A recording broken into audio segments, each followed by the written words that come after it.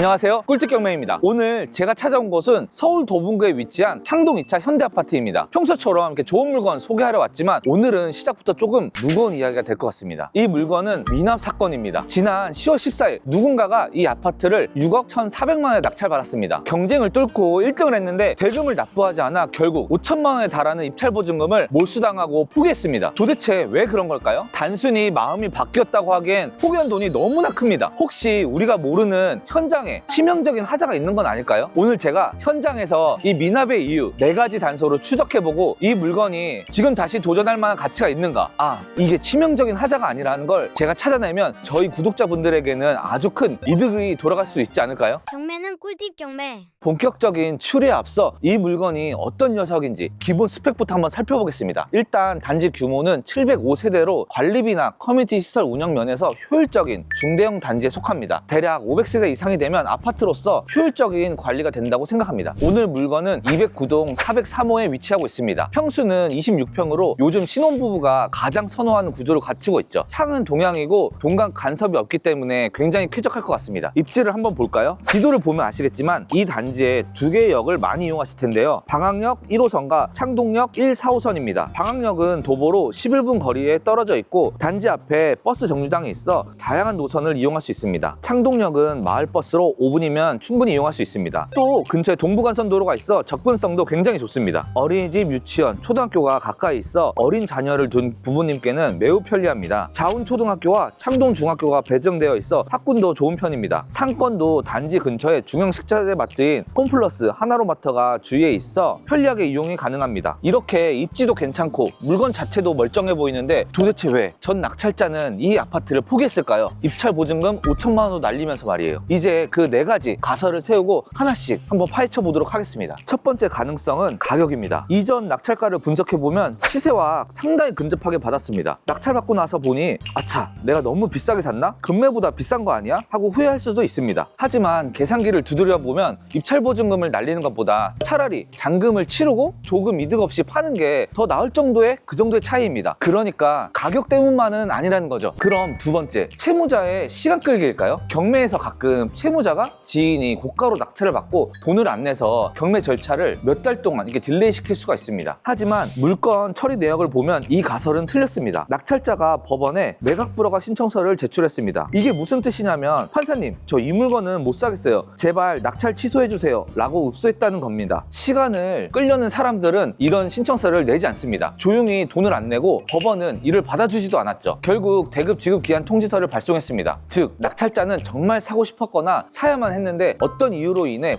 불가항력적으로 포기했다는 뜻입니다. 세 번째 단서는 현장에 있습니다. 서류상 이 물건은 약 2년 가까이 관리비가 미납되어 있습니다. 2년이나 관리비를 안 냈다는 건 사람이 살지 않거나 경제적으로 매우 어려운 상황이라는 뜻입니다. 혹시 집에 누수나 파손 같은 큰 문제가 있어서 낙찰자가 포기한 걸까요? 만약 그랬다면 앞서 말한 매각 불허가 신청이 받아들여졌을 수도 있습니다. 중대한 하자는 불허가 사유가 되니까요. 하지만 기각됐죠. 그렇다면 우리는 여기서 명도 난이도를 한번 생각해 봐야 됩니다. 제가 직접 현장에 와보니 이런 집은 낙찰 후에 문을 여는 과정, 그리고 그 안에 있는 짐을 처리하는 과정에서 추가적인 비용과 시간이 굉장히 들 걸로 예상이 됩니다. 하지만 이거 역시 보증금 수천만 원을 포기할 정도의 결정적인 사유는 아닙니다. 그렇다면 마지막 4번째, 제가 생각하는 범위는 바로 대출입니다. 이전 낙찰 시점을 다시 보겠습니다. 10월 14일입니다. 기억하시겠지만 작년 하반기 10월 15일, 즉 낙찰받은 다음 날은 금융권의 대출 규제가 발표되었던 시기입니다. 스트레스 DSR 2단계 적용과 가계부채 관리 방안이 쏟아지면서 멀쩡한 직장인도 대출 한도가 뚝 끊기던 때였죠. 아마 이전 낙찰자는 내 소득이면 당연히 대출 나오겠지 하고 덜컥 낙찰 받았다가 강화된 대출 규제 때문에 자금줄이 막혀 잔금을 치르지 못할 확률이 90% 이상입니다. 이건 우리에게 시사한 바가 굉장히 큽니다. 나는 되겠지 라는 아니란 생각은 정말 금물입니다. 입찰 전에 반드시 주거래은행이나 대출 상담사에게 DSR과 정확한 대출 한도를 확인해야만 이런 비극을 피할 수 있습니다. 이분은 5천만 원이나 되는 돈을 날렸잖아요. 미납 이유가 물건의 하자가 아니라 대출이었다면 이 물건은 우리에게 기회가 될 것 같습니다. 마지막으로 이 단지의 임대차 현황을 한번 짚어드리겠습니다. 총 705세대나 되는 대단지인데 현재 네이버 부동산에 올라온 전세 매물은 단 6건, 월세는 고작 1건뿐입니다. 그마저도 제가 봤을 땐 중복 매물을 제외한다면 실제 당장 계약할 수 있는 집은 한 손에 꼽힐 정도입니다. 최근 뉴스 혹시 보셨나요? 서울이